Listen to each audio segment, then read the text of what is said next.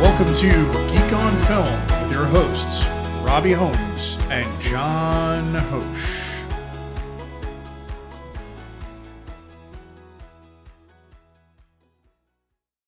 Welcome to episode 27.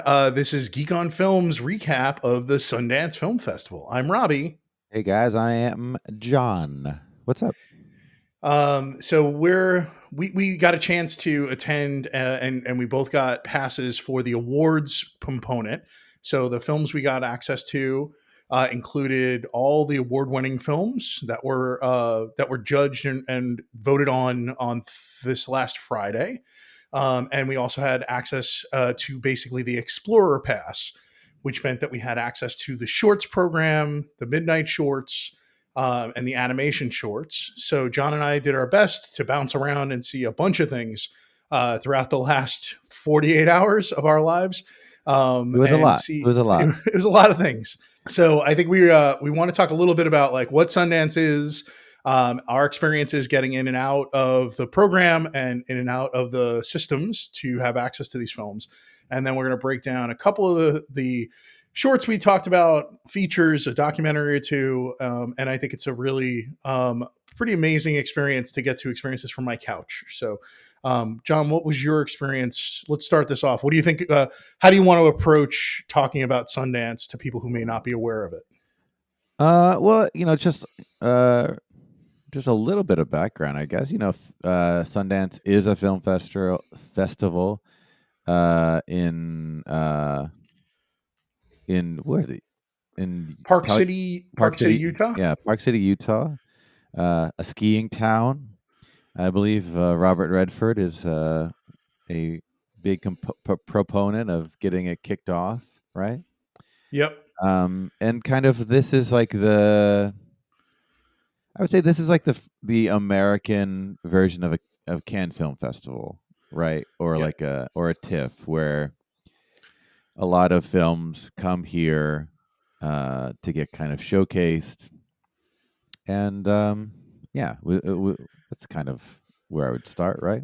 Yeah, I think one thing to focus on is I think that the idea for Sundance was that there needed to be a place for independent cinema to get sort of their grounding and footing in the industry. And I think that what Robert Redford and others thought was this is such a welcoming town and a need for this type of festival.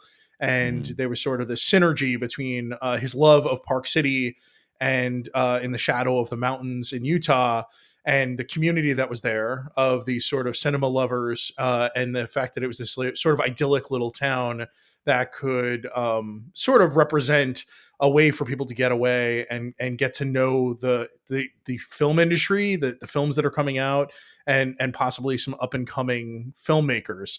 Sundance has been a place where a lot of filmmakers have like sort of debuted their first projects, their initial rollout into the sort of world of like cinema at large, the Richard Linkletters and the Quentin Tarantino and Kevin Smith and the person who did Promising Young Woman. Like there's a lot of early people's first films tend to be the thing that I think Sundance is really trying to shine a spotlight on, or someone who is less well known and it's their follow up to something that was at Sundance before. There's a lot this year. I think was a lot of second films, which I think is really interesting.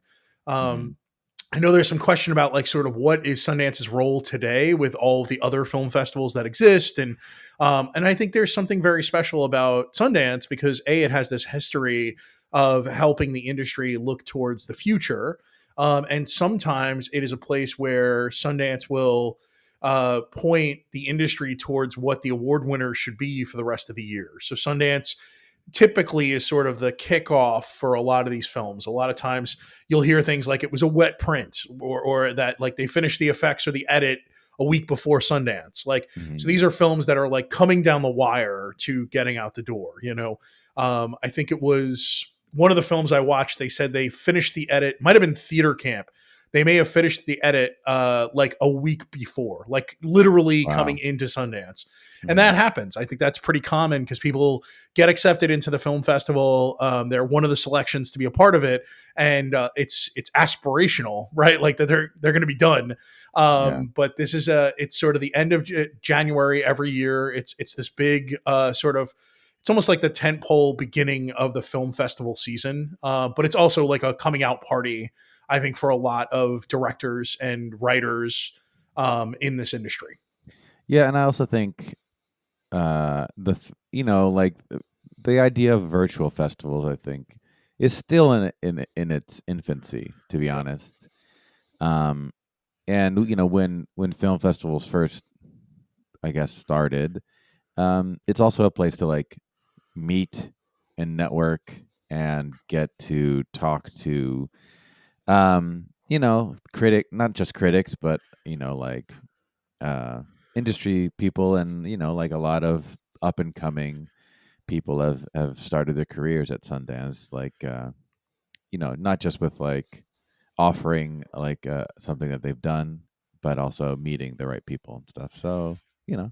I think a lot of distribution companies have contingents that spend time there. They throw parties to sort of shine spotlights on some of the things that they've purchased that are there. And I think that is a big part of what it was for a long time. I think the other thing that's interesting about this is that the Sundance Institute has stood up, which is trying to help first time filmmakers get access to um, like mentorship and equipment and things like that. So Hmm. there's also this sort of up and coming, I don't know how long the institute's been around, but it is a way for people to get access to making films. Yeah. And I think that's a really cool aspect of this. That's sort of a secondary. I think this is I think this is the second time that Sundance has had a virtual component, and I think it's an interesting play for them. Before 2020, I don't think there was ever a virtual aspect to the festival. I believe it was completely shut down for 2021, and in 2022, it came back with a virtual component. And I think now it seems to be sort of a big part of what the festival will be going forward. Yeah. Um, and I think I that's mean, important. I think it's a yeah. great way for Sundance as a festival to be a little more to make a little more income, honestly, to support things like the Sundance Institute, right? Like it's a whole Sure. new revenue stream. But I also think there's a aspect of this that is not everybody has the ability to drop everything and go to Park City, Utah, even if they are a cinephile. Yeah. So sometimes it's about getting a single ticket, right? That's one nice aspect about this festival is there are you can buy a ticket to a single film Hmm. digitally, and then there are the packages like John and I got, which is the awards package. So we were exposed to and our slots were made available for all of the award winning films that happened. And we should probably talk a little bit about our experience trying to wrangle the film festival from a distance, right? Sure. What was your experience starting with all of this, John? Well, first I would just like to top on your last point. Yeah, I think that having the festival be virtual, I think, is really important, because I think if anything, it makes it way more inclusive than exclusive.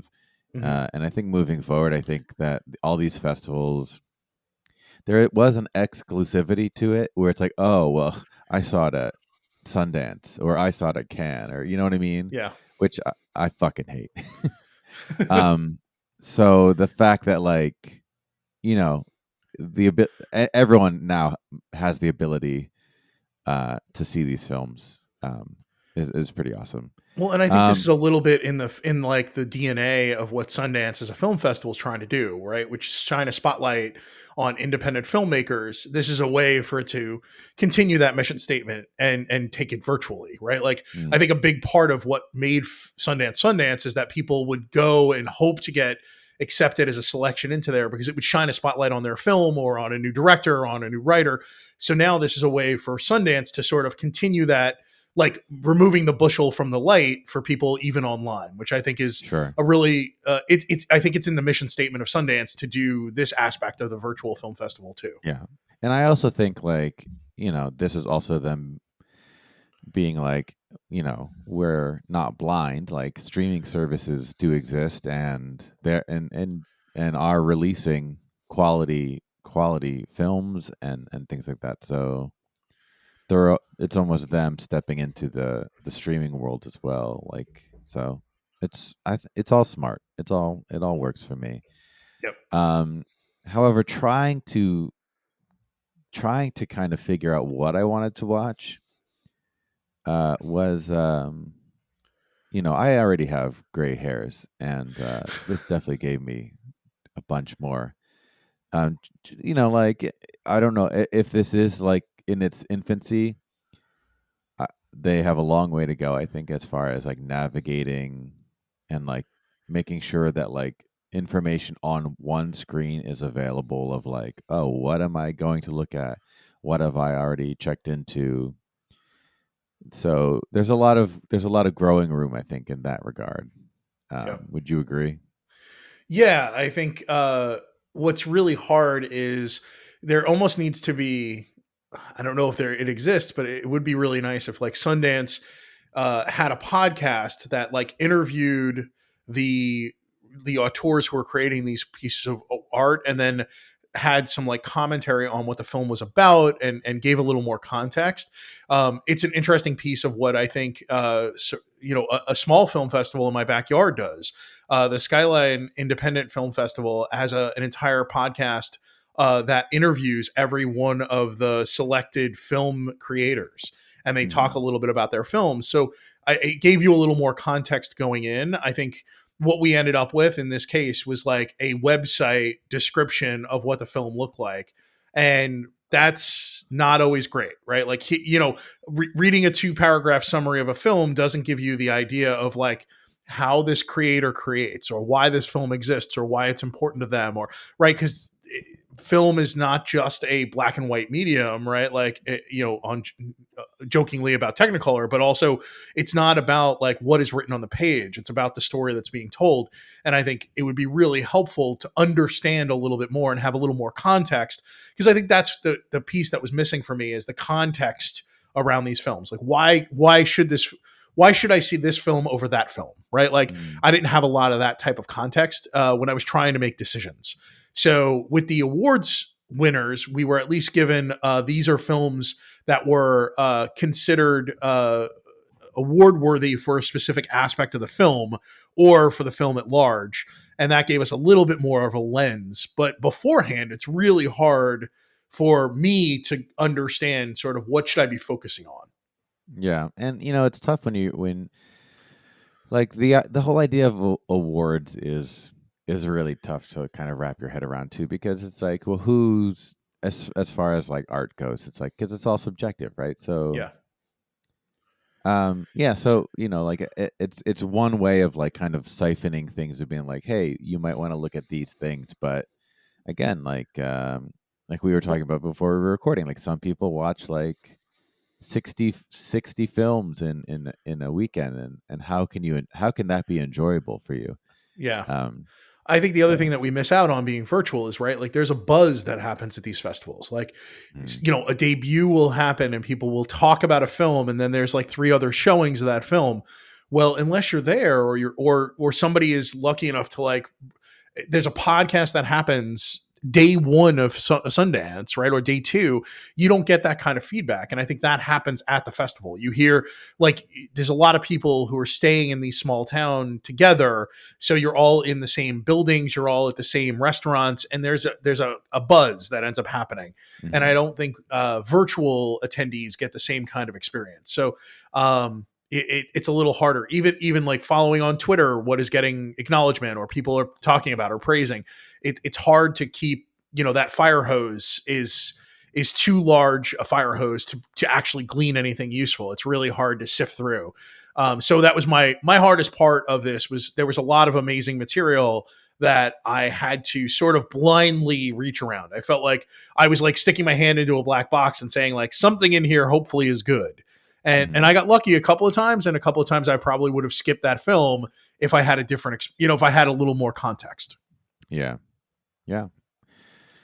I think um we should talk a little bit about how the frustration. So I will talk a little bit about this. My background is that I'm a technologist. I've done a lot of technology, lots of large scale websites and platforms.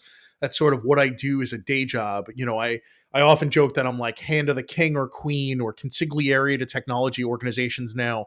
I've been doing this for 28 years, so I have a lot of experience. And I think my frustration with Sundance's website was I felt like it needed a more product focused aspect and lens to the film festival for the online component.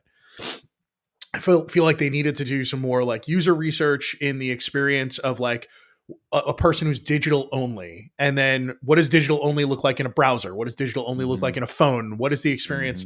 Mm-hmm. I think there was in the end, in order to actually like get a ticket to a film, you had to favorite the film, and then after it became a favorite, it would end up in a queue of favorites, and then at a specific time, in our case, as the awards became possible, we could unlock films.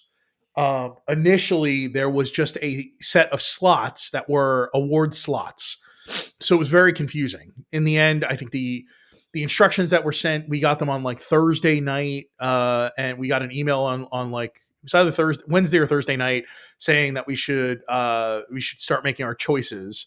And then almost all the dramatic slots were taken by the time I actually looked at it the next morning, Mm. and that was frustrating. And then it turned out that as the awards were being announced on Friday, there were slots opening up and they were aligning films to slots. So they would create a slot for a specific award and then they would assign the film to it. And then that would be opened up as a favoritable item.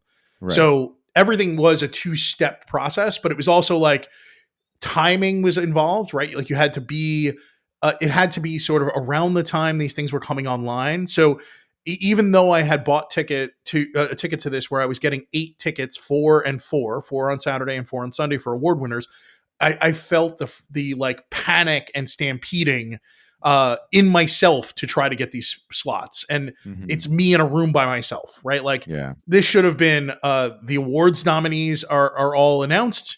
The people who have awards tickets now have the next 4 hours to choose their films, and then Mm-hmm. they open up to the public, right? Like there's a way to handle something like this, but it should have been described. I feel like the instructions were confusing. The process for actually getting tickets was confusing.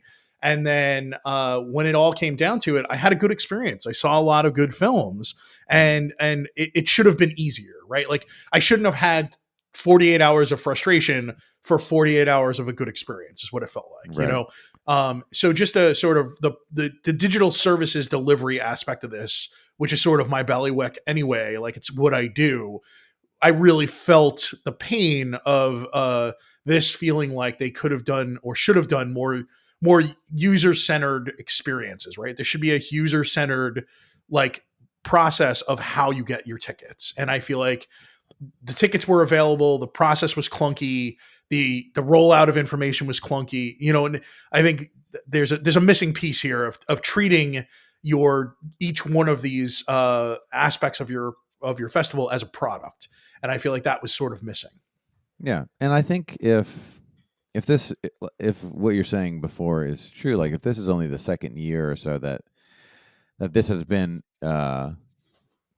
being used, then they yeah, I'm sure they definitely have a long way to go, and I hope that moving forward they reevaluate um, how this is all going to go down for next year. I think.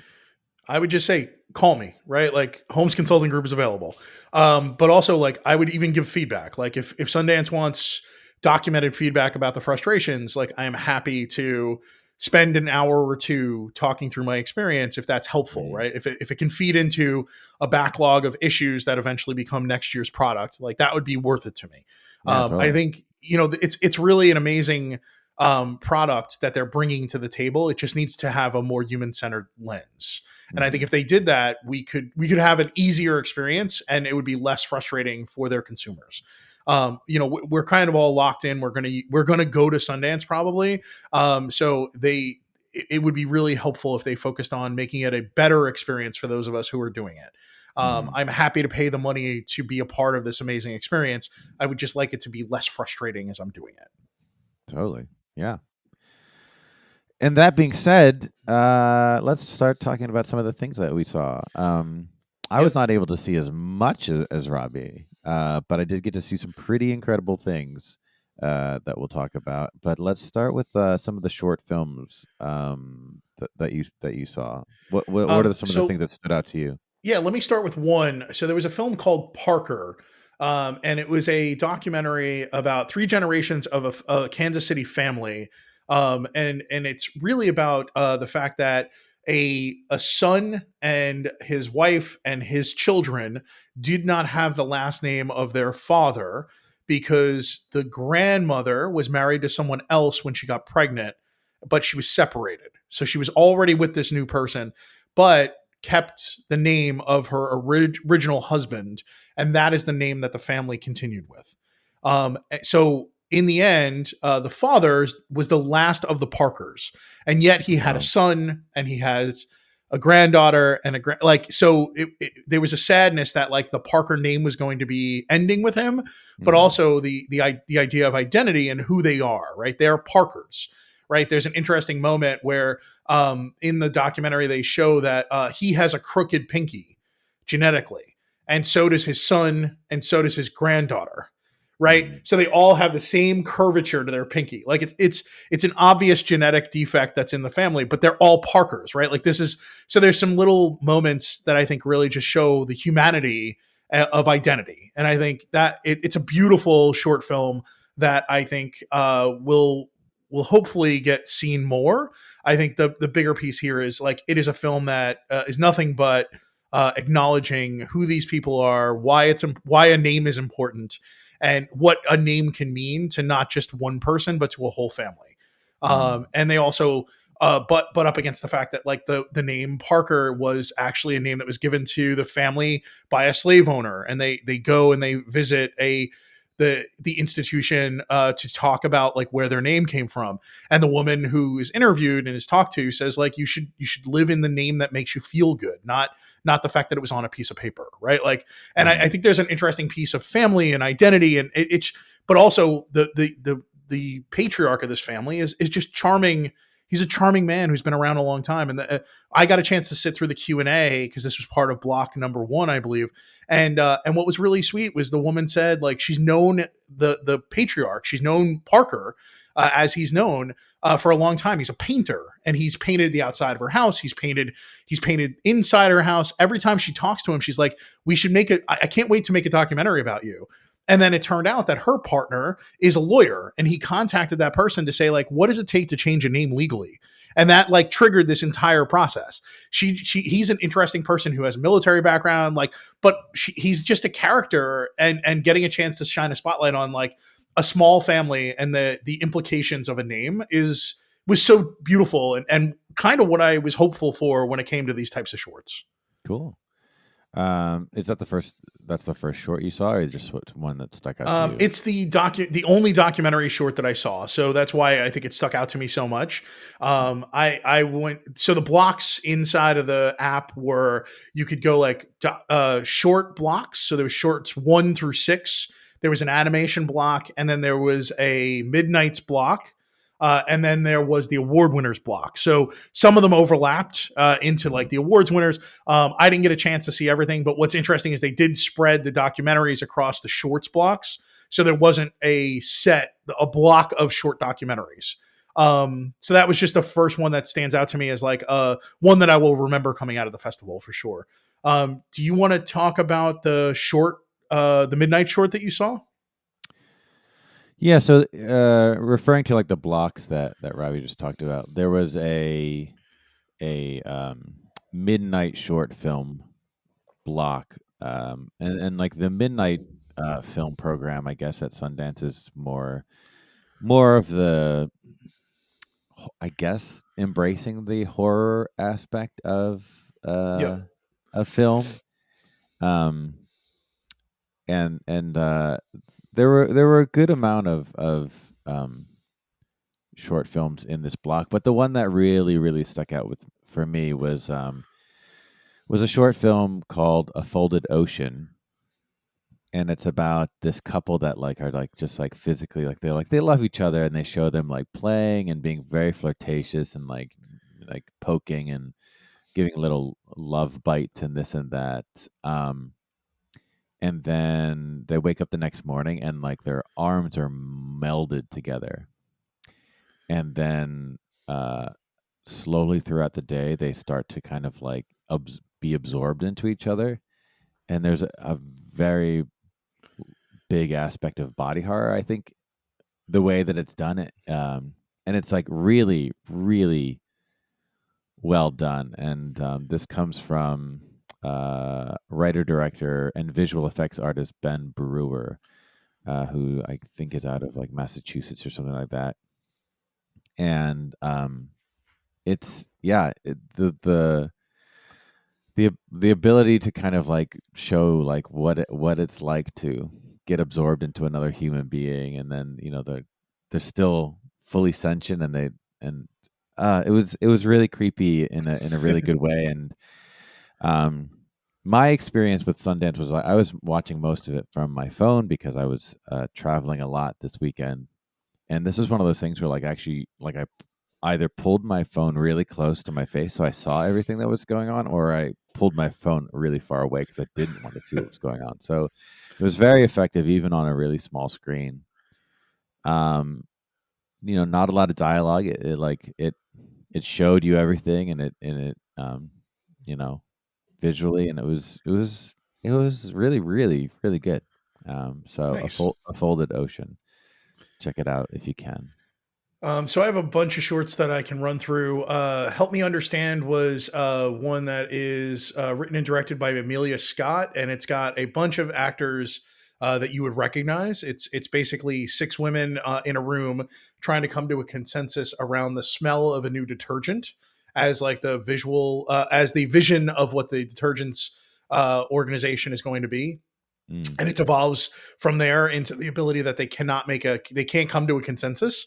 And then it gets into why, and I think I will stay away from the why, but I will say it's a lot more moving and affecting than I expected. And there's a lot of people in it that you would recognize. Cool. I think there's some really amazing surprising standouts to me. Like I was really excited to see Rachel Harris. She's pretty amazing in this. Ken Marino is the sort of person who's trying to convince them of to come to a consensus. He's the sort of sales guy. Kate Mm. Flannery's in it. There's a lot of really amazing people in this short, and it feels very polished and very like it's one step away from being a feature film is what it feels to me. Like this feels like somebody's like first pass at like does this premise work, and does this premise work, and could it be expanded upon? And I think that that is what this short really felt like to me. So Help Me Understand, it's a 14-minute short. I think it's very clever, and Mm. very very production polished. It all takes place in a boardroom, but when it comes down to it, you can feel the quality, or the sort of the cinematography feels very much like it's a feature film. It's there's no handhelds here. It's a very like stayed, almost feels like it could be like a three camera sitcom from the way it's shot. Mhm. Cool. Let's jump to my next one, which is Sweatshop Girl. So this takes place, it's a fictitious story that takes place in Mexico, in a sweatshop that is making masks during the pandemic. And Mhm. every day they are testing the women who work there to see if they're pregnant, and they're firing them if they are pregnant. So this is a sort of dystopian future set in modern day around the pandemic. Wow. And it's pretty powerful in the way that it shows things. But I think the interesting play here is that when you and I was confused as to how this could work, but apparently when you sign your contract to start working there, you also sign a resignation letter that says like I have gotten pregnant and I am resigning. So like it's built into the process of getting hired.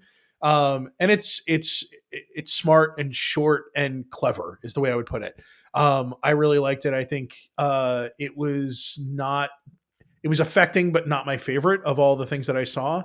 But I think it was really an amazing pass for the writer director Selma Cervantes, who pulled this together. And the main actress is Yalitza Aparicio. She's Mhm. fantastic. Like you have this sort of very grounded, very realistic feeling woman at the center of all this, and she constantly like pushes herself through. Obviously, there's a reason why I'm telling you the premise, because she ends up pregnant, and is trying to figure out how to not get caught, basically.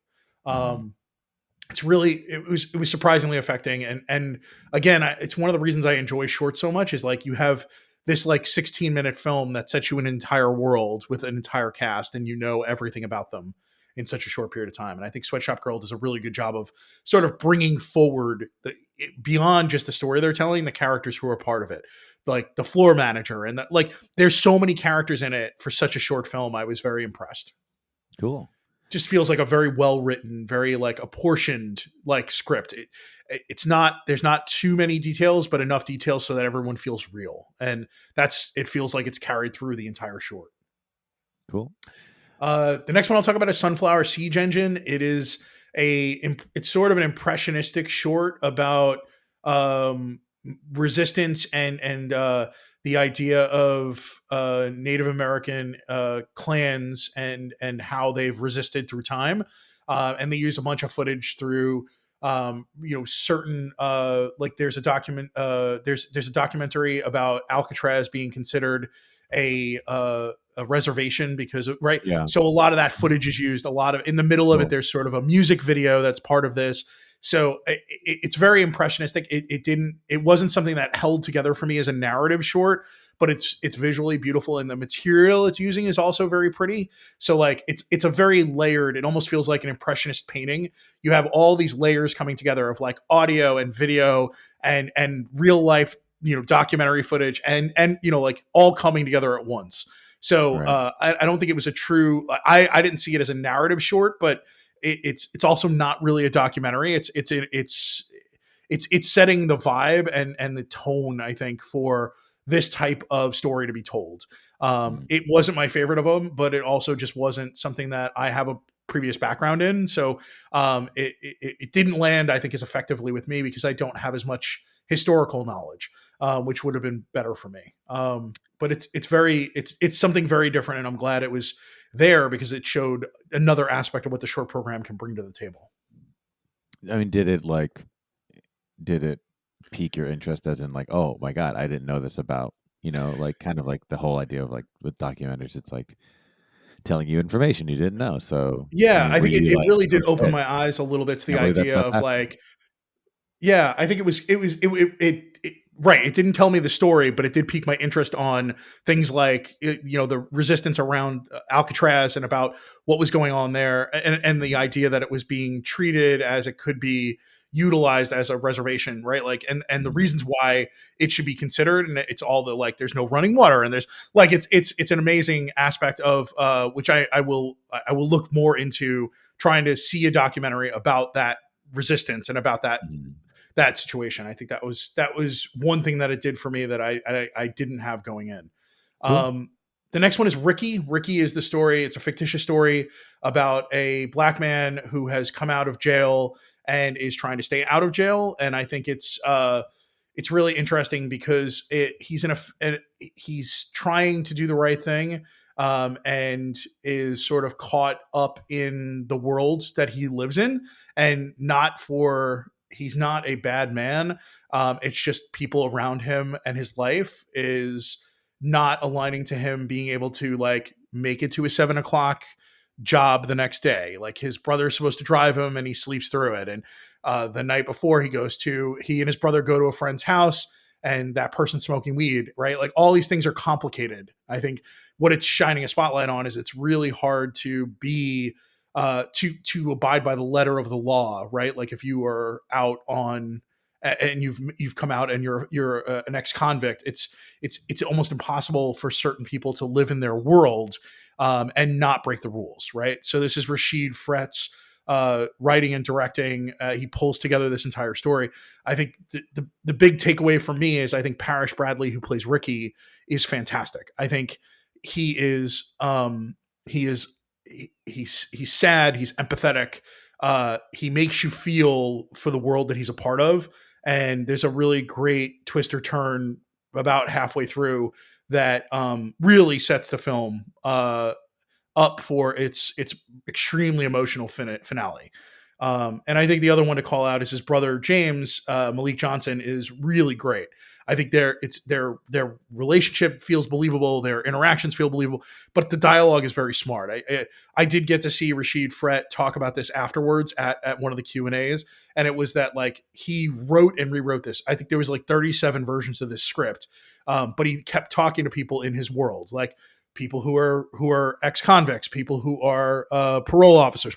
So he talked to all these people to try to make this feel as realistic as possible, and Mhm. it does. It really landed for me. It's a narrative story that I think is shining a spotlight on something that is so complicated in America, and I would highly suggest it to anybody. I think it's a really great short that again sets up a huge universe in 16 minutes. Like it's amazing how many characters are introduced.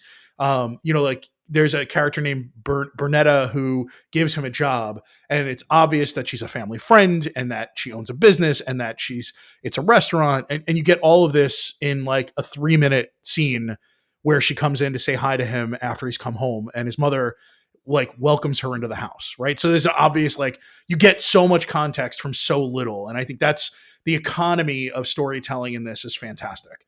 Um, and also, Burnett is played by Karen Chilton, and she's just you can feel the empathy oozing off of her. Like this, the director does a really good job of telling the story, but I think he also cast this really well. It's pretty impressive. Cool. Talk to me about. I'm just reading the description of Air Hostess 737, This is a and it very seems very uncomfortable intense. film.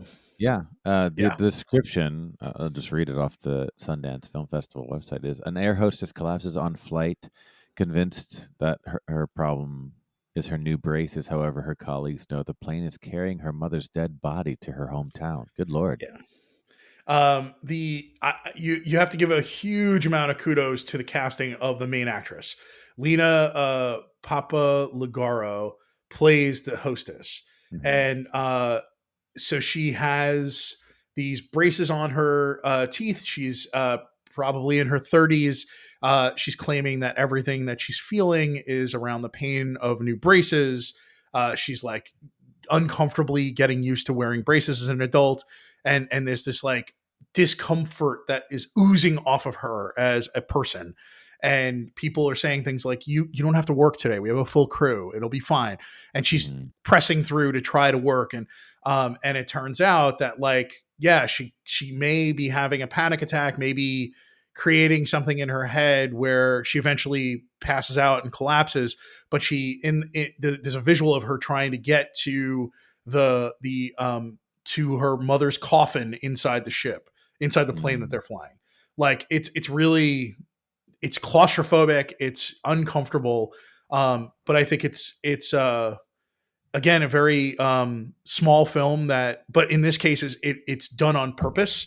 I think instead of creating this ubiquitous world where we know a lot of things that are going on, we don't see anything but Lena's face. Hmm. The entire Wow. film takes place where she's pushing a cart. She's got at one point she has like lipstick on her tooth between her braces, and a little kid like laughs at her, and she takes it personally and she blames it on the braces. Like Oh. she's you can feel this like eminent discomfort through the entire process of watching this. Hmm. And it's affecting. Like again, I would say I think that she is it's striking how the choice of camera positioning makes all of this work, because she's like talking to the air stewardess on the other side of the cart most of the time, right? Like Hmm. so much of this is a conversation. It's her one-sided conversation. You hear a little bit of responses, but it's almost like she's like vomiting words at anybody around her to say that something else is the problem. And it is a very uncomfortable film. Oof. Well done, but uncomfortable. Mm. Um, let's switch over to some animated shorts that you got to see.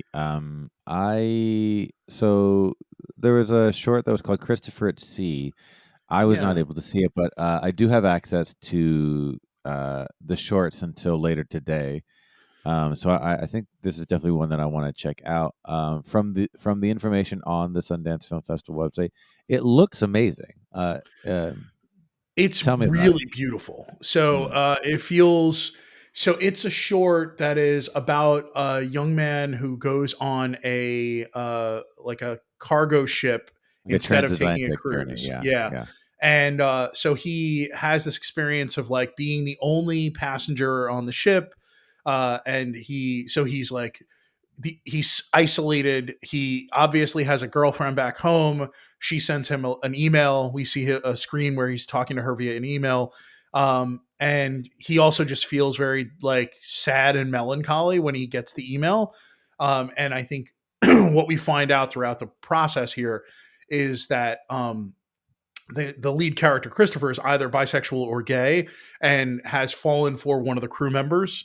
And Mm, then it is an entire film about like him not allowing himself to embrace that portion of who he is. So you get it's a really great use of animation because a lot of it is this like beautiful, like light, airy, like almost like pillowy design.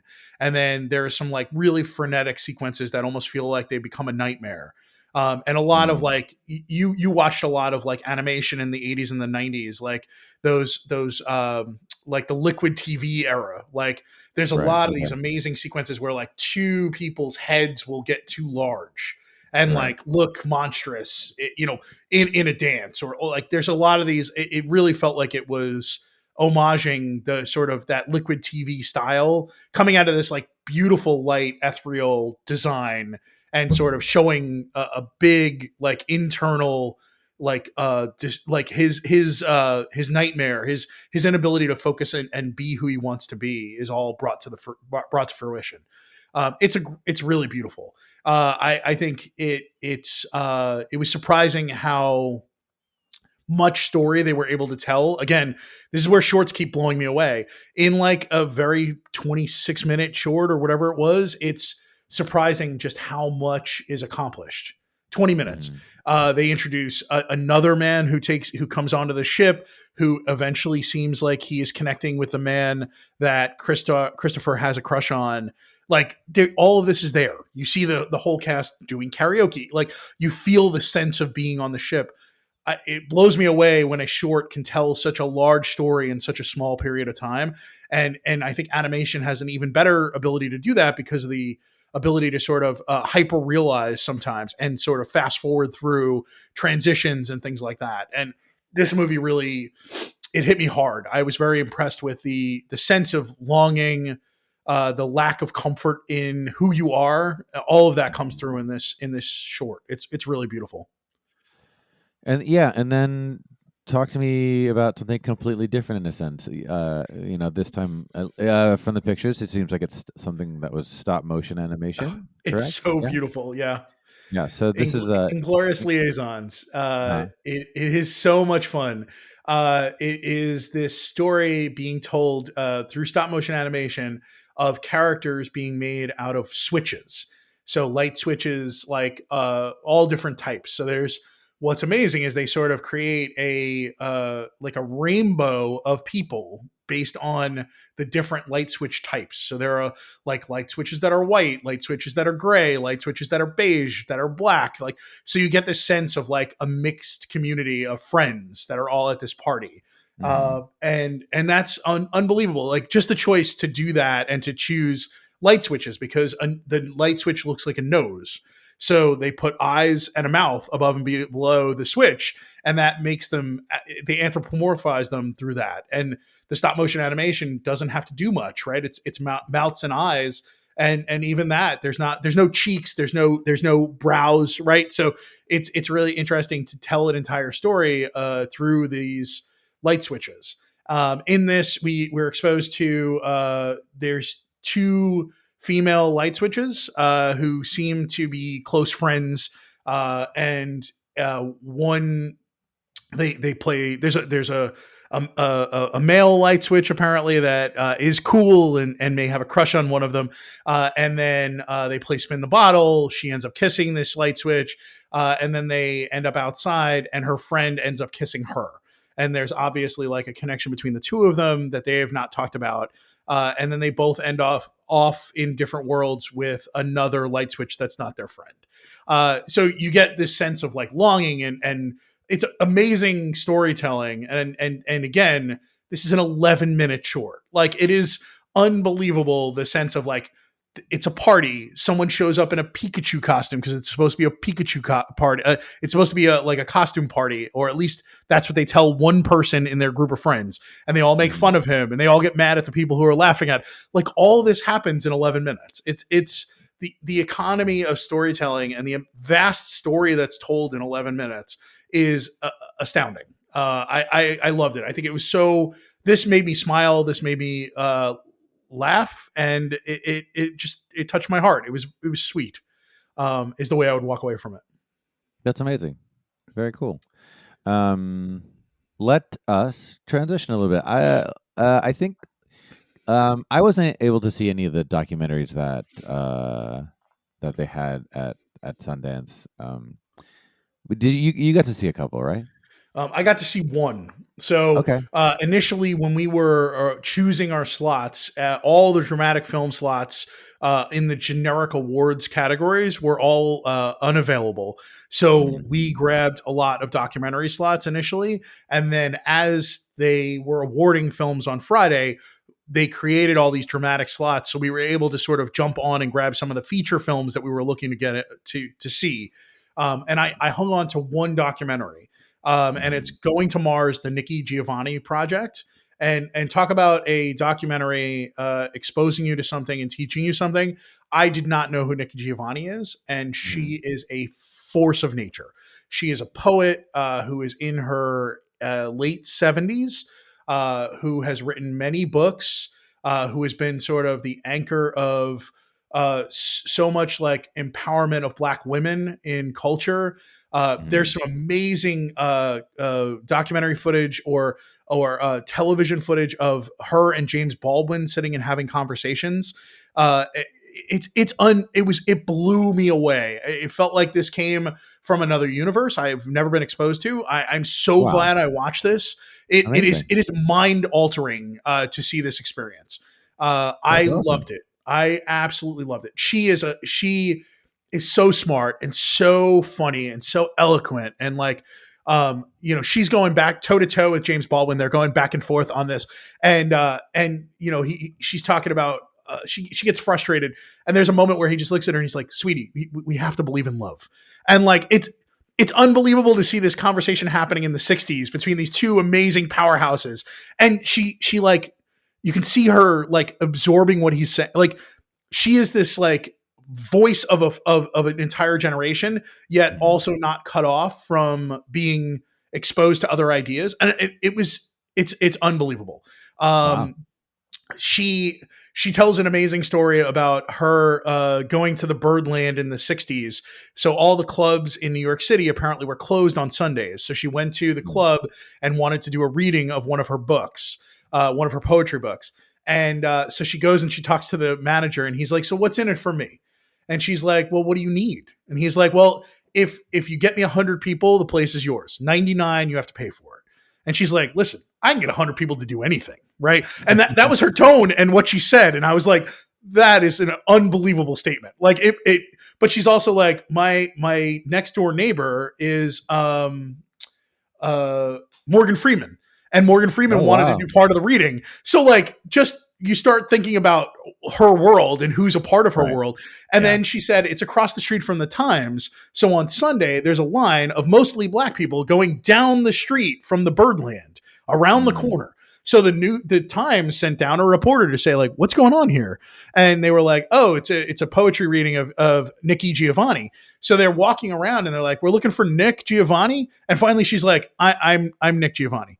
And they're like, no, no, no, we're looking for the guy Nick Giovanni. And she's like, no, no, no, like I'm Nikki Giovanni, right? Right. So there's so much is in this documentary. It's a little bit about family. It's a little bit about being Black in America, about the power. The documentary is called Going to Mars because she says that Black women need to be the people who go to Mars because they have already been aliens. They've come to America. They've like.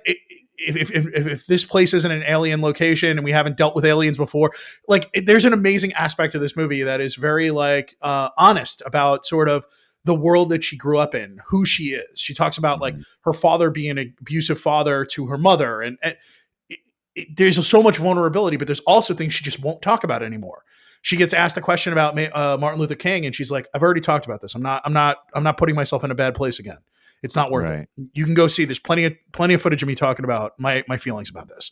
Um, so it's unbelievable to see this. Like she's this.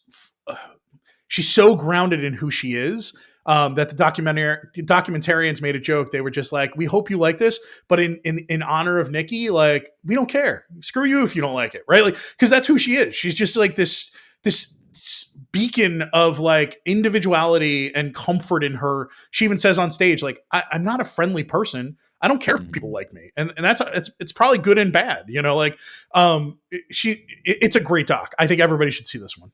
Very cool. Yeah, it sounds amazing. I wonder. I mean, this is me kind of showing my ignorance and stuff, but you know, being called going to Mars and her talking about how like black women should be the people who go to Mars. I wonder if that's like a bit of an inspiration for Lovecraft Country. You know, like did you see Lovecraft Country? Did I you watch didn't. it? No, I've never seen it. Oh, really? Well, then I won't talk any further, so we don't get anything spoiled. So we'll take a step back. This won the award of the U.S. Documentary Grand Jury Prize. So I think we should mention what the award was. Yes, yeah. And there was a large contingent of documentaries. I only got to see one. I'm glad I Mhm. chose this one. I think there are two other documentaries that people are talking about beyond Utopia and 30 Days in Mariupol that are really getting a lot of spotlight right now. And I'm glad that I saw this so I could talk about it because I think those are two other docs that I will see after this. I am not sure that this is going to land somewhere that's going to be as Mhm. obvious or wouldn't have come on my radar. This was one of those I stuck my hand into a black box and pulled out an amazing film. I got very Yeah, lucky that I chose this film, and it's the one I kept out of the documentaries. cool. Um, and I want to switch over to one that I don't know how much. We'll just yeah. The U.S. The film that won the U.S. Dramatic Directing Award is a film called The Accidental Getaway Driver. This was directed by Sing J Lee, and it's a story of an elderly Vietnamese man who's a cab driver in Orange County, California. He picks up three folks, and they happen to be escaped convicts, and it's kind of like goes from there on this kind of getaway, chased, hiding exploration of life. Um, we both saw this, right? Yeah, You saw this. Um, I will say, like, I agree that like if this was gonna win an award, you know, for a directing award, you know, makes sense to me. I thought it was really well directed. However, I thought pacing wise and story wise, it didn't land with me. yeah. I almost wish Um, that they could shave maybe like 11, 10, 12 minutes out of the film and then also rewrite a few of those scenes to make them feel a little more dynamic. mhm. The pacing was the hard part for me. I think there Yeah, was amazing performances around across the cast. I think there's some beautiful moments, and I think the directing is fantastic. I think yeah, I'm very impressed with what the writer director Sing Lee was able to pull off. mhm. But I'm with you. I think the pacing was my biggest problem with this film. Yeah, and you know, like like the lead, Hiptran Nia.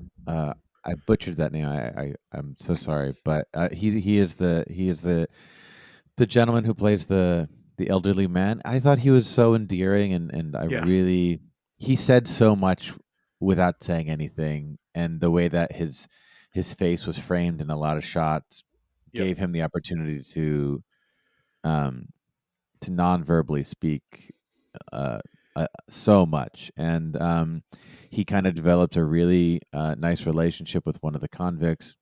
With Tay. Uh, Yeah. yeah, who's played by Dustin Gwynn, and yeah, So that's the relationship that I really enjoyed, and I think obviously that was one of the relationships that they really focused on yeah. for this film. Um, Yeah, it's something that you know, like I'm glad I got to experience it. I don't know if I would return to it enough, but I think that um, like if I were to see, you know, like like if I heard that like Sing J Lee was doing another film, Yeah. I would definitely check it out. So the person who is the focus of the movie, Heptran Naha, uh, he was there. I saw the Q&A afterwards, and there was a translator that came up with him, and what was amazing was he starts talking and he's like, "I apologize, I'm going to speak in French," and so his translator is Yeah, translating from makes French, sense. which was an amazing like surprise, I think, for the audience, but it was also one of those moments of like, you don't know what you're going to get. Like Right. he may look like one thing, but this guy is a character, and he stole the Q&A for the next That's like awesome. 8 minutes. He almost like monologued about like people asked him about like what it's like, what are you doing after this, and he's like, I'm going to Denmark. I have like 4 shows I'm a part of. Like he's a Mhm. character, and but he plays this like very quiet older gentleman who is regretful in his life, which is how he connects, I think, with Tay. Right, like Mhm. he's the story that's being told. I almost feel like I would like to have seen a movie that is more about the end of this movie, like the finale and the way it unfolds at the end. I would like to see how that continues. Mhm. But I don't want to also take away from the 2 actors who are also in the car with them. I think Dolly Ben Sala and Phil View are really great. I think Dolly is unbelievably intense. Like there's a leading man, there's a action adventure leading man trapped in that guy. He is unbelievably intense and believable. And I was really impressed. Like he's been in No Time for Die, he's been in Athena, he's been in a lot of films, and I feel like the writer director was lucky to be able to cast him to play this role because his intensity against everything else that's going on in the film, he's like in stark contrast to everyone else. Mhm. Um, and I think it worked. I liked the film. I think I walked away, and it's probably like a film that I will probably not revisit, but I'm glad I saw. But I'm Mhm. really excited to see what this writer director does in the future. I think he absolutely proved that he can tell a story and tell a compelling story that is personal and has a lot of stakes. Yeah, yeah. Um, Let's jump what? over to something that you watched. How about either? Do you want to do the Persian version? It's the film I didn't get to see. It was like my last film, and I ran out of time. The Persian version was fantastic. This is, and this could be a commercial hit. To be honest, Okay, I could see this getting a wide release. Um, like, like, like it has in, and I mean this in a complimentary way. This has kind of like that pull and that drive that like My Big Fat Greek Wedding like nice. blew up about. Um, uh, but this is it's a comedy slash drama about a Persian family. It starts by focusing on Layla, who's played by Layla Mohammadi. Um, and she is the only girl of a Persian family, and she's got a ton of older brothers, and her father, her mother, and her grandmother all live in New Jersey. Um, she is she is a lesbian, um, but what happens is she gets pregnant because she hooks up with a man, and that's only a little bit of the story too, because the movie starts with her kind of direct addressing the audience, and it's kind of like that romantic that romantic comedy slash comedy trope where like it's like, hey, this is my story and I'm going to take you through it, and she kind of takes you through a little bit of her history, her family's history, and then at some point it kind of like transitions, and her mother take her mother takes narrating the narrating reins, um but when they're in their but they go back to like when she and her father first met, and like her experience before they came to America. Um, it's just so fantastic. It's beautifully shot. It's colorful. It's like you're like this. It looks like a commercial movie. Um, is the easiest way I can describe it. Um, the entire cast is incredibly charming. I'm so sorry that you didn't get to see this because you would have gotten a big kick out of it. Because she goes to a Halloween. The very first scene is she goes to a Halloween party, and the person she hooks up is dressed as Hedwig from Hedwig and the Angry Inch, which is it's a Broadway show and it's also a movie. And the ironic thing is the person that she hooks up with and is the father of her future child is playing Hedwig on Broadway. So that's like kind of a big element in the movie. Um, I can't wait but for this to come out. I'm in the bag for Hedwig anyway, and that is part of the story is really a fun aspect. yeah, Um, but it definitely goes like I think that the big takeaway from me with my experience with Sundance is like I was able to kind of see four films that are like they're not my experience. Like I didn't see yeah. me in any of my films, which I'm fine with. But I got to like experience a lot of other people, and Yes. I think that's important. And the Well, if you'd like seen Theater the Camp, you would have seen some of your experience, I sure think. there, I'm sure, yeah. But like seeing an Iranian American family kind of go through what they went through, not just like here, but back overseas, and assimilating and like the gender roles and kind of views on sexuality, but overall just like what family really means. It's really great, and I am very certain this is, if it doesn't already have like a distribution deal, it will get one very easily, and I wouldn't be surprised if like this is like the next My Big Fat Greek Wedding in a Nice. sense. So That's exciting. yeah, It's funny, your description of this makes me want to talk a little bit about Mutt. So cool. Mutt is a film that is set in New York City, and I am generally in the bag for a film about 20 somethings who are trying to figure it out. And this is a movie that is literally that. It does everything else you can take out of this. The rest of the description doesn't really matter. But a well done movie about 20 somethings trying to figure it out is always something I'm going to be excited about, and then add in the aspects of this film that make it so special, right? It is the story. So the summary of it is over the course of a single hectic day. So it's a 1 day film in New York City. Three Mhm. people from Fenya's past are thrust back into her life. Her foreign father, her straight ex-boyfriend, and his straight ex-boyfriend and his 13-year-old half-sister. They've lost touch since transitioning from female to male. Fenya must navigate the new dynamics of these old relationships while tackling the day-to-day challenges that come with living a life in between. That's the tagline for the film. Unbelievable performances. So this is one that won the acting award for the main character, played by. Hold on, please hold. Fenya is played by Leo Mahil.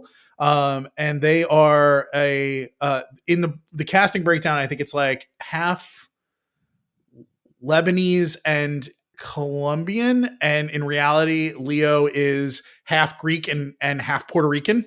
And Mhm. also, Leo is a trans male who has also had top surgery, which is part of the story in the movie. So that Mm. like all of their friends sent this casting to them and was like, "This is you." Like it's Wow. also about like pluck. It's about like the personality is quirky and over the top, like there's so many amazing performances, but I think that it's really the story of somebody who lives in a complicated world because being in your 20s is complicated, right? Like all Mm. these other things Yeah. are just they're parameters. They're the details around the complication of being in your 20s and trying to navigate old loves and navigate family and and not meeting the needs of your parents and right like all these things. And there's just Mm. a compounded component of who the main character is.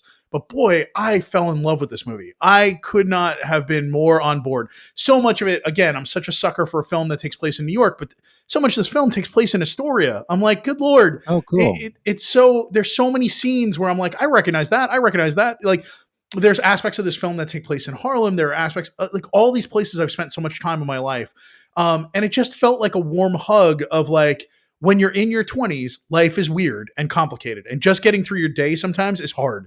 But also, like your individual life circumstances add to the complexity, right? Like no matter what those are, and for them, they're in this situation where Fenya is trying to figure it all out and has more added complications.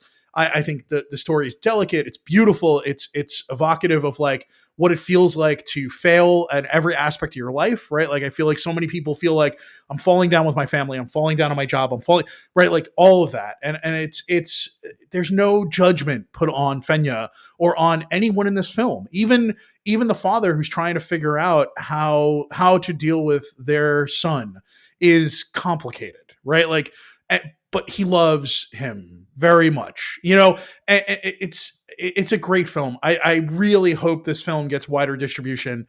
But boy, Leo Mahale, they they are embodiment of like chaos and empathy and love and frustration. What it is to be in your late 20s is Mm. so brought to fruition by this actress or actor, sorry. And they Yeah. are so unbelievable. That's amazing. Um, But again, talk not talk my world, but also like it is your world, right? Like that's what this film is showing. Like I feel so much of my 20s watching this film and all of my friends and everything that you know, and that's what's beautiful about this film. That's great. Talk to me.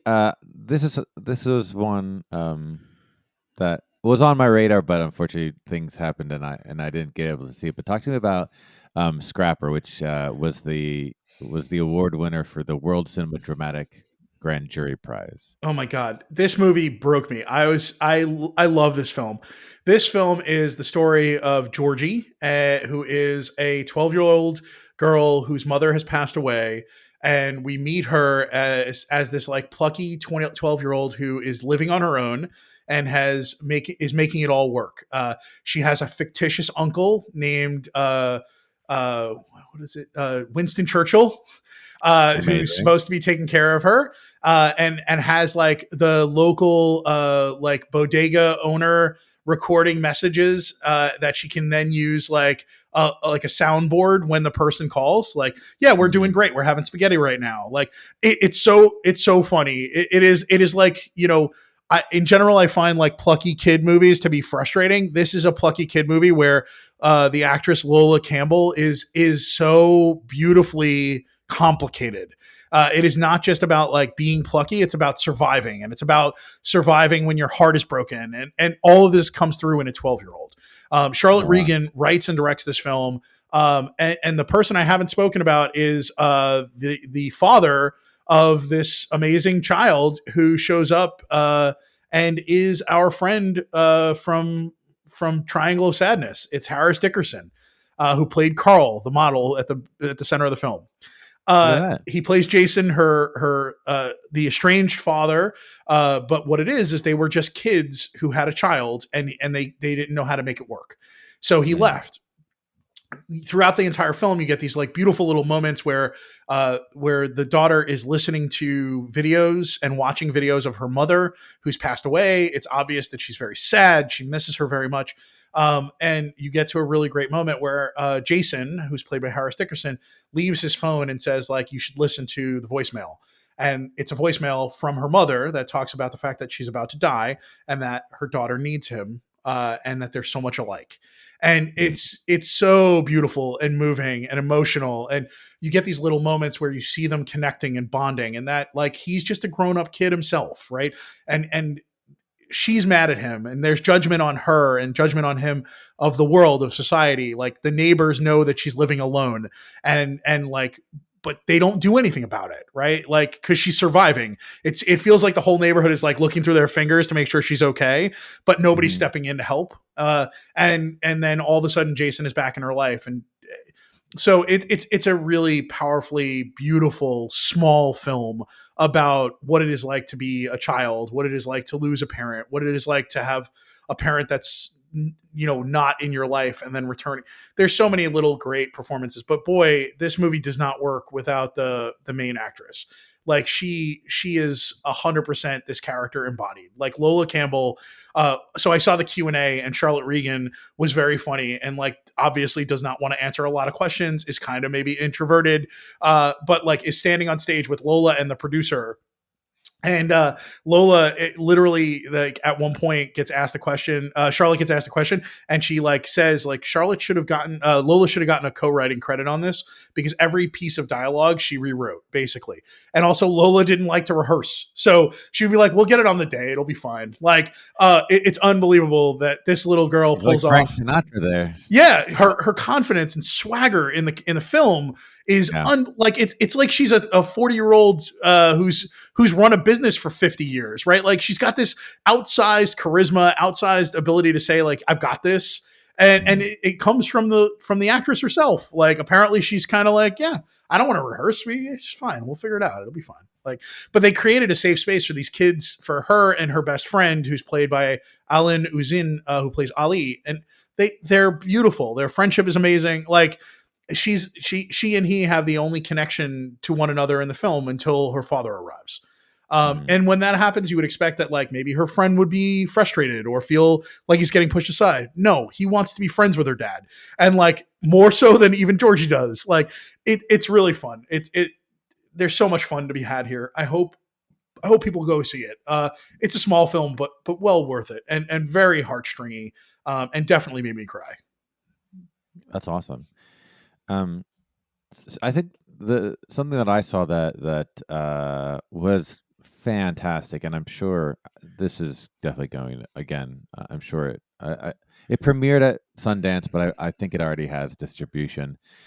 Is a film called 1001, which is it's from director A.V. Rockwell. It stars Teyana Taylor, um, and it's the story of a young a young black woman who just got out of Rikers Island in the early '90s, and she comes back to New York, and well, obviously Rikers Island is in New York, but she she gets out and she's trying to get her life back together, um, and she uh, her son is in foster care, and she kidnaps him to kind of be with him, and then it kind of go from that point on. That's kind of the beginning of it, and then it kind of just like goes along with their life. Her, trying to make the best life possible for her son.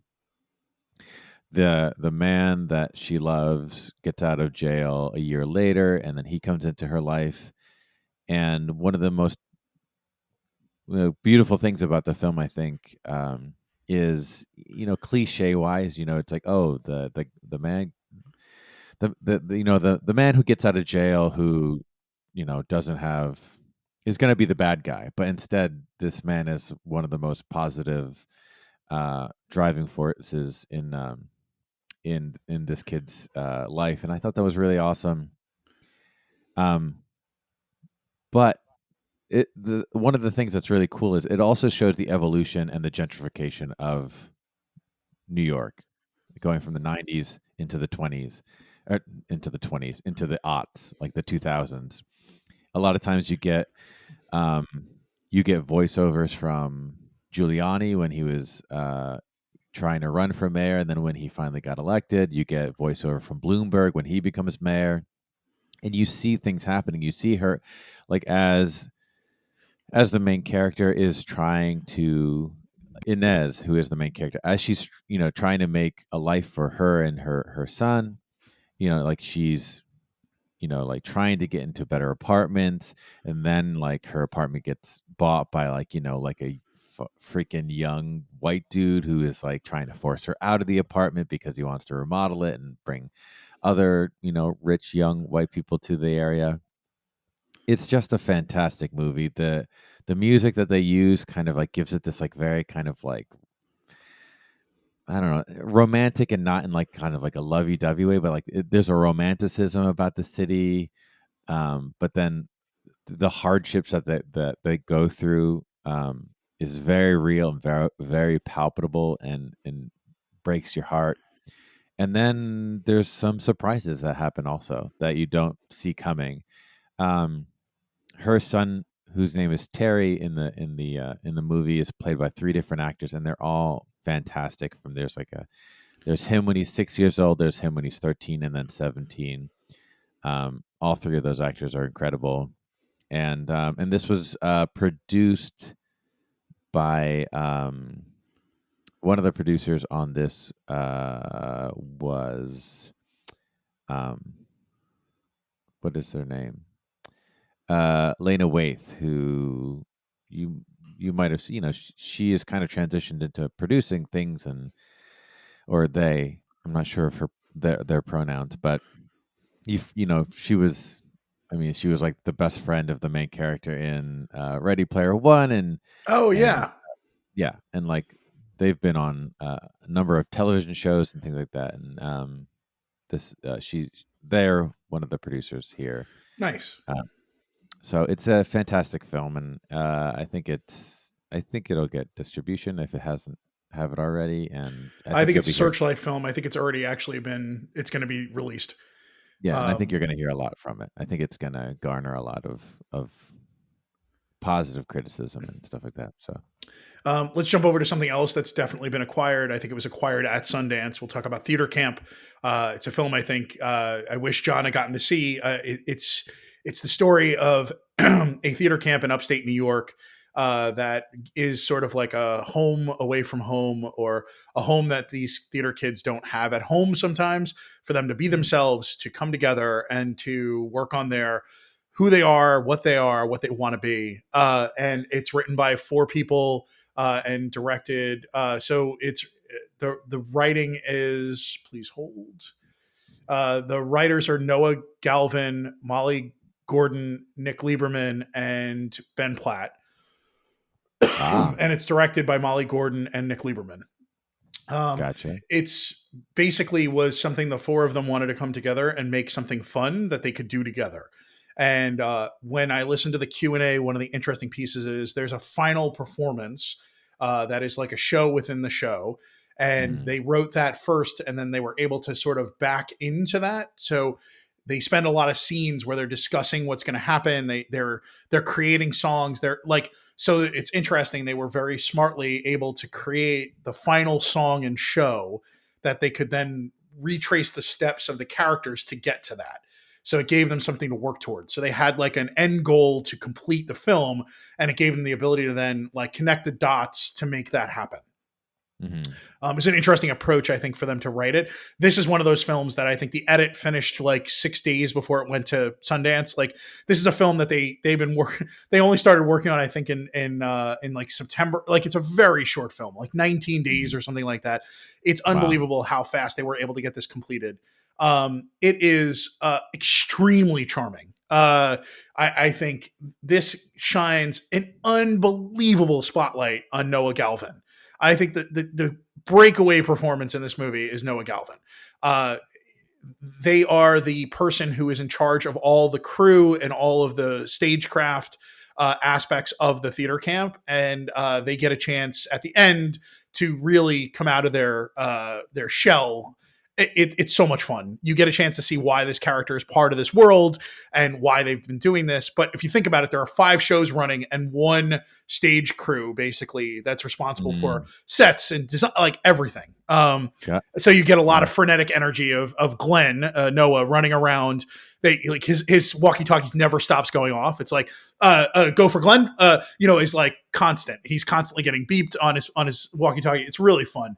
The main storyline is that there is the woman who founded the theater camp, the Adirondacks, which is pretty funny, is has a seizure at the very beginning of the movie, and then it's how do you keep this place running? How does it stay alive? Mm. Um, Her son is played by Jimmy Totaro. He plays Troy. He's sort of a crypto bro. He has no connection to theater. It's very funny, just amusing Cool. across the board. I feel like I would. I'll either love this film or hate this film, I think depending that on was it's my like thought when I saw it. Is like either it's like John's going to hate this or he's going to love it. I yeah. think it got acquired by Hulu or by Mm. Searchlight, so I think it's going to go to Hulu. Is probably where people expect it. I'm not sure it's going to get a theatrical release. It could very easily. This is a very heartwarming and fun film. What's really nice is at the Q&A, they brought up most of the kids who were from the show, from the movie, and they performed the final song Oh, at the that's cool. Q&A, which was really sweet and getting a chance to spotlight all these amazing young actors. There is one little boy who absolutely he's a young black boy, and at the very beginning the woman has the seizure during a performance he's doing of Bye Bye Birdie, and he like James Brown style like splits to the floor. Like he is unbelievable. Like they steal every scene they're a part of. Amazing voice. There's obviously like sort of making fun of theater kids too. Like there's enough Mhm. nods towards like this is a kid who maybe started too young and is too professional, and like a try hard who's like, Totally. Ben Platt's character's asking a question and is like, does anybody have an answer? And this like young girl is just like, like anybody, like it Right. finally gives in, and it feels like it could be like a nod towards like a Leah Michelle or someone like, so there's definitely some fun that they're poking, I think, at themselves and at the community at large. And but it's sweet. The whole movie is fun, is the way I would put it. And Molly Gordon plays Rebecca Diane, who is this sort of the musical person, and she just plays this like very like yeah, crystals and seances and like, every caricature you can imagine of like the sort of over the top actress. And Mhm. it's just fun. As somebody who's been around a lot of actors in my life, who's not an actor or not part of the theater world, it was a fun send up and sort of loving hug to people I have a lot of affection for. Cool. Yeah, I'm sure it'll get more like yeah, whenever I'm able to see this, I'm sure I'll check it out. But Yep. Let talk to me me jump really over to Slow, and then I think we'll yeah, close yeah. out with Magazine Dreams. I think so. Slow is a movie. It was the last film I saw. It is the story of a dancer named Alana and a sign language interpreter named Davidas, and they meet because she's teaching a class of deaf children to do interpretive dance and be more comfortable in their body, and he's interpreting for her in the room. And there's obvious connection when they first meet, and there's a connection. He waits for her after the first class. They go. He's like, we should go somewhere. And she's like, where? Mhm. And he's like, I don't know. And they like just walk through the city, and he's eating a sandwich. They're having this like very connected conversation. And we follow them for a couple of days. And then the second time they're together, he tells her very pointedly, like, I'm asexual. And she's confused by this. She doesn't understand what that means. But she's confused by it, hurt that it feels like he's like pushing her away. And then they meet again, and he says, like, I told you because I care. Like, I just Mhm. don't want you to be surprised. And so it's a really sort of poignant approach to thinking about asexuality, and how that is carried over in this film is really beautiful. Like, I don't know that I've ever seen a film that actually brings asexuality to the surface, but also shows the implications of it to the person who's asexual, this person they have a connection to. I think it's pretty vulnerable in the way that it shows the impact of these two people's lifestyles and who they are on one another. Like at one point, he's like, I can't apologize every time, right? Like there's a beautiful moment of like, you know who I am, and that's, it's got to be okay. But yet they're in love, and he loves her, and they live together, and um it's fantastic. I really love the film. I think the main two actors are Greta Grinevecute and Kestis Senesius. They Mm. are unbelievable. I also think that the writer director of this is writing wrote a very beautiful, empathetic, and caring story that shines a spotlight on an aspect of sexuality that we don't see a lot of films about. And I think I am not asexual. I hope this is a pretty good, like, honest interpretation of it, but it felt very genuine, and there's no negative connotation to any aspect of this film. She is much more sexual than he is, and always has been, but like, it's not looked at as a negative. He is not sexual, and it's not looked at as a negative. They have to figure out how to be together if they're going to be. Like, there's a obvious affection, love, caring that they have for one another, and so I would say it's complicated, and I think Mhm. it's a film that it should be exposed to more people so they understand more aspects of humanity. And I think that this is a beautiful film, and really it haunts me. But I do think the actress who plays Alana is a fantastic casting choice Mhm. to show a dance teacher in America. If it was a dance teacher being cast in a film, they would be tall and blonde and or tall and thin. Alana is a woman. She's Mhm. probably a size 6, 8, somewhere in that range. Physical, like, is a real human, and I think that really grounds the story, and really just makes it feel like you're peeking into a real life situation. Because dance people who are not size zeros, right? Like, it Mhm. really does make it feel real. I think the casting has a huge impact, but also the actress is amazing. She has extremely expressive eyes and face, and is so comfortable in her body playing a character that she's not. Like, in the Q&A, she even says, like, she's not a dance, like, I don't believe she's a dance instructor. Mhm. And he has to reckon with the fact that, like, he's this he, they talked a little bit about the script and about the intimacy coordinating, and how much they worked with an intimacy coordinator, not only to make it feel comfortable for them, but for it to make it feel real on camera. Like, it's a very charming film, and I think it deserves a lot more acknowledgement than I think it's going to get. Right on. Well, hopefully it finds its Yeah, and it won the World Cinematic audience. Dramatic Directing Award. So it also won. So we watched both of the directing awards, which I think is interesting. Mhm. Um, so let's wrap up with talking about the film that won the U.S. Dramatic Special Jury Award for Creative Vision. Um, and this went to a film called Magazine Dreams, Yeah. which was written and directed by Elijah Bynum, and it starred Jonathan Majors. Jonathan Majors having quite a good year, Oof. quite a good couple of years actually. Yeah. Um, this is the story of Killian Maddox, who is um, he's a black amateur bodybuilder, and he's trying to get his pro card, but that is just one of the things that this movie is about. Um, he is someone who has suffered a major tragedy in his life. He witnessed his father shoot his mother, then shoot himself in front of him, and he now lives with his papa or his grandfather. Yep. And there's definitely some emotional and developmental disabilities within this character.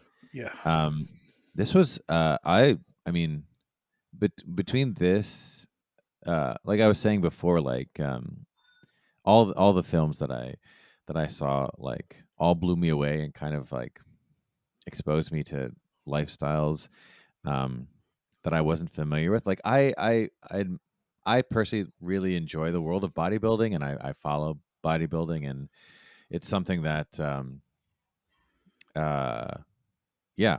So I know a little bit about that, but the way that they kind of depict the racism, especially that Killian Maddox goes through, and some of the abuse that he takes is, I don't know, it just really hit me.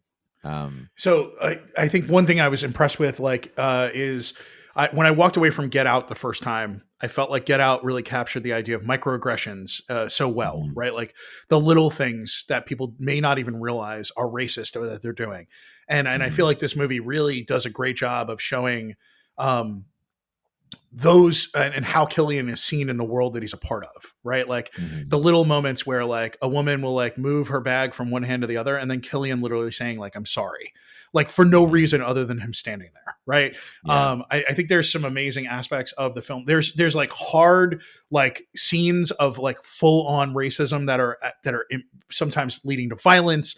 I think the microaggression pieces are the things that are even more surprising and like I love that they were captured that way because I think that was when I walked away from Get Out is one of those things that always resonated with me about that film. Like Mhm, when the cop pulls them over the first time and asks for his driver's license even though he wasn't driving, right? Like mhm, those little things are the things that I walked away with and always stuck with me. And I think there's so much from this film that I will stick with me. But that one scene of watching him uncomfortably realize how uncomfortable she is and then feeling like he needs to apologize for just being and existing is yeah, sad yeah. and powerful. Yeah, and, like, for and, you know, Jonathan Majors is a physical specimen in this Yeah, movie. Like, you believe that he is a budding, amateur bodybuilder, yeah, and I just thought that that was also a very, very interesting, um, story device in the film because this guy, he's, he has a lot of self-hatred, but he also has a lot he's grieving and mourning, and he also just, like, feels out of place in his world, and I think there's so much in his world that is not in his control that the one thing that he can control is his body and yeah. the food that he puts into it, the amount of working out that he does. They show there are many scenes where they show him, injecting steroids, and so I'm glad that they didn't stray away from that. Um, and yeah, I just thought that, like, the creative use of the idea of bodybuilding was really interesting, but also the fact that, like, yeah, he has all these, pictures from magazines all over his wall of, like, what he wants to be, what the world Yeah. he wants to be in, and it was a really interesting device, but and also that idea of, like, self hatred too, because, like, all the scenes in the gym, like, he's grunting and screaming and going for that one last rep, and there was, I mean, like, I read that resonated for me. Like, there were times in my life where I wasn't really happy with myself, and yeah, you take it out on yourself in the gym. So, um, yeah, it's that, among other, there are moments of, like you were saying, there's moments of violence in this where kind of his temper finally goes unchecked, and all of them are, like, incredibly dangerous. Like, Yeah. you feel the danger. Um, like, and again, like, I was commuting a lot, this weekend. I was watching this on a phone and got so uncomfortable, watching it, like, with headphones on, and, like, there are parts in this film where it's not even physical violence. It's just, like, the threat that he imposes on some people, or even to himself at some points, Yeah. was very palpable and very intense, and that mixture, I guess it's a mixture of, like, actor, director, writing, everything coming together and, like, creating something, like, it was I was, yeah, blown away. So Elijah Bynum is the writer director of this film, and Mhm. I will say I'm going to tip my hand. I think Jonathan Majors is likely to be nominated for Best Actor for this performance next year. I think his transformation, the the the transformation physically, the transformation mentally, the character's constant vacillating between the world he lives in, the world he wants to live in, the world in his head is all Mhm. palpable. Like Mhm. it is brutal. This movie is unflinchingly brutal, is the way I would put it. Mhm. It is not a horror film, but it feels like a horror film. Like there are Mhm. more tense scenes in this film than almost any film I've seen in a while. I just watched X, right? Like X is a sort of dark comedy horror. This Mhm. movie has way more intensity and like feels more on the edge of violence than that movie ever does, and no one Oh. in this film dies, right? Like it's crazy the film that we go through. I Mhm. will say I've listened to a lot of reviews of this already. I came away from this film feeling similarly. I think this film has there's like four false endings like in the end of the film. They're not false endings. There are four places the film could have come to an ending and then pivots to something else. I think I feel like there's probably a 20-minute edit out of this film that tightens it up and almost turns it into more like a Taxi Driver or a very tight internal monologued version of this film that may even shine a better spotlight on what Jonathan Majors was able to pull off. But I think even if you release the film as it is today, I would be unsurprised to see it make it all the way through the award ceremonies across the board. Critics, I think this film is getting Jonathan. This is the year of majors. We can talk about a lot of the things that are about to happen. He's in Creed 3.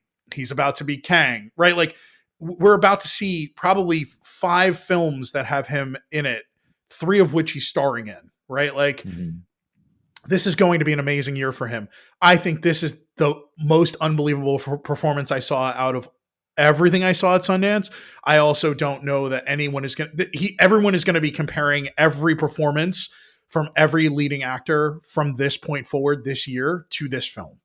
Um, I think what he pulls off, what he's able to accomplish as such a physical specimen who is also internally broken and also the sadness and the longing for a better world that he thinks he can control through what he eats and through his working out Mhm. is it's unlike anything I've ever seen before. I woke up like 4 times that night. I often will like turn over in the night and just go back to sleep. All I could think of was him in this film. It doesn't happen to me. I literally tweeted like I've never experienced this. This feels like when people saw De Niro for the first time in Taxi Driver. This feels like we're seeing the turn of an actor going from a recognized great actor to where they become the next level of who they are. I Mhm. am blown away by what Jonathan Majors was able to pull off in this film. And all credit goes to him and Elijah for pulling this character together. Because I am sure that Jonathan had to have a huge, just the physicality of it, but the things he's able to accomplish in this film in 2 hours and 6 minutes are unreal, unlike anything I've ever seen. Yeah, and apparently this was filmed very quickly too. Like it Like was a very 28 days or something like that. Yeah. yeah. So yeah, it's a fantastic film. It's dangerous, it's sad. Yeah, the performance is really really incredible. Uh yeah, the casting was really great. His There's a papa, like Harrison Page as his grandfather, is great, but also his therapist, right, who he has to see, mhm. is Harriet Sampson Harris. She's her empathy and how sad she is when she's with him, like, and tries really hard to give him the space to talk and want, like, she's trying so hard to give him an opportunity to transform, right, and to find a way to live in this world. You can feel her sympathy and empathy for him and how sad she is to not, that she's failing. She knows she's failing. You can feel it in those Yeah. scenes, you know? Yeah, and it's just so also really interesting, because like that relationship when they're having therapy sessions, like Killian starts just telling her what she wants to hear Yeah. in a way. And And you're but pretty then sure she knows. she, like you see in her face and the way that she's reacting, she's like, she's playing the game too, where she's like incredibly sad that he's like, she's losing him, Yeah. uh, and she just doesn't know what Yeah. else to do. It's such a great film, like maybe because of the whole like it's a very viscerally physical, um, movie like with bodybuilding and stuff. So that yeah, you do get like the wrestler vibes, Yeah. but like as far as like The that kind depth of of raw. emotion and sadness that Jonathan Majors has is, I mean, I think Mickey Rourke was great in The Wrestler. I think this is such a, if you're going to compare Absolutely apples to apples, it's like they're not even in the same species, you know. right, but I think It, that you will get the same kind of like the way that the movie film world went crazy for yeah, the wrestler. I think that this will do the yeah. The same. three films I've heard mentioned are The Wrestler, Taxi Driver, and The Joker as the three Mm, sort of comparisons. I think this film will stand on its own, hopefully, and outshine at least two of those films. But I think this is one of the most unbelievable. This is the reason to go to Sundance, right? Like films like this, getting exposed to it early and being able to champion it and talk about it. This amazing mhm, performance, and help it make its way to where it rightly belongs, with a statue in its hand. mhm. Yeah, yeah, fantastic film. Yeah, blown away. I cannot wait to see what ends up happening with this film. I wonder if there's an awful lot of stories about films that end up going through the Sundance world and then coming out and getting a re-edit or tightened up. I wonder if this film's going to do that. I feel like there's an awful lot of critics that are talking about like there are a few things that would make this film stand out, and you take a film from an 8 to a 9 or a 10.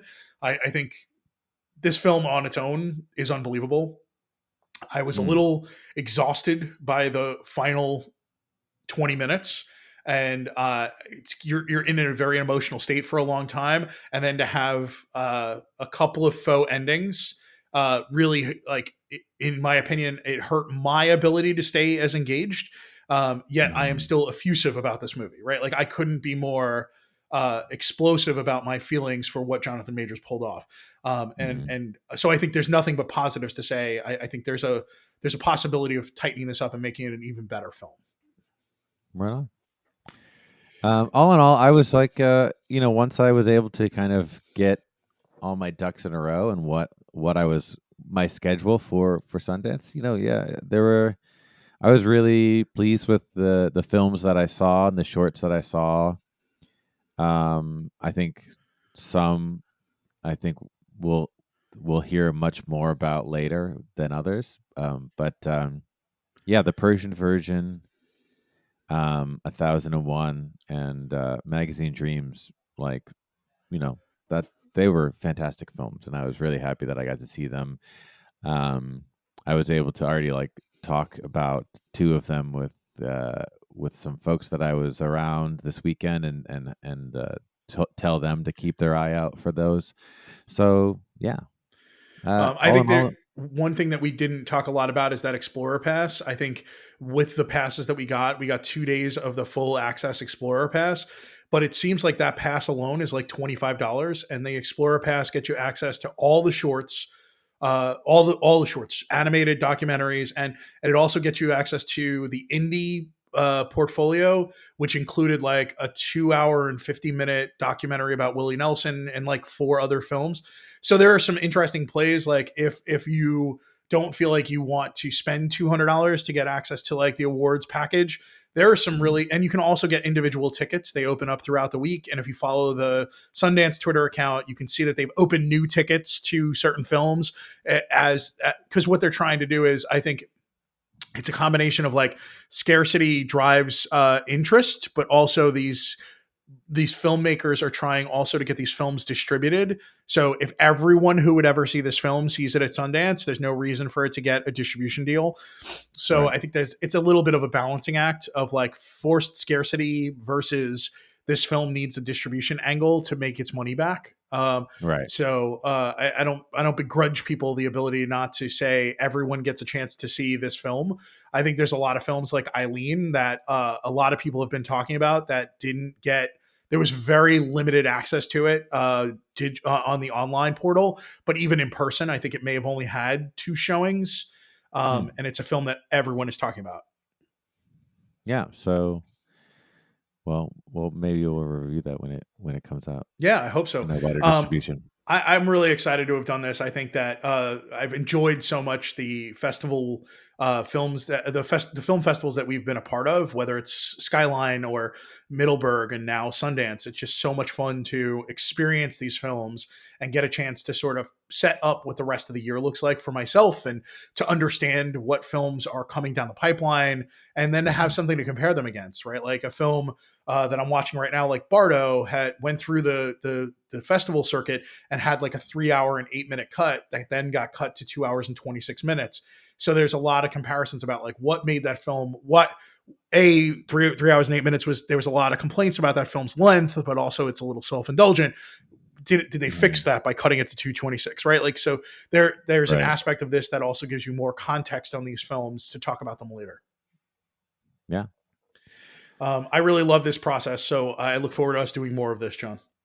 Yeah. Yeah. And there's more festivals out there that we could hopefully check out. And, yeah. Thank you, listening, Sundance, everyone. for making this available. As much as it was frustrating at times, it's an amazing experience, and we get to talk about a film like Magazine Dreams that we probably wouldn't see for 6 or 8 months from now, and may not have been on our radar. Yeah, Holmes Consulting, Sundance. Get in contact with them.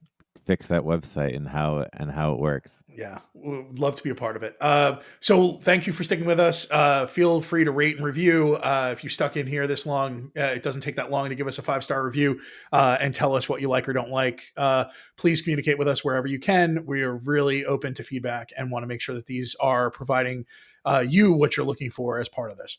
I look forward to our conversation next week. I think we've already discussed it. We're probably going to do a Knock at the Cabin and maybe a double feature with You People, because it seems like that film is really surprising a lot of people. So I'm excited to jump back into the commercial world and start seeing something that is opening this weekend and opened last week that I wasn't able to see. Yeah. So please come back. If you're listening to this, or if you're listening to any of our episodes, take a screenshot and post it on Twitter or something and let us know that you're listening, because people do that, and just we love some more interaction. So that's what I'm hoping for. Or at GeekOnFilm.com or #GeekOnFilm. I always keep an eye on that. Cool. Till next week. Thanks for a great conversation, Robbie. See you next week, folks. Bye-bye. This has been a Geek on Film podcast. Thanks for joining us. See you next time.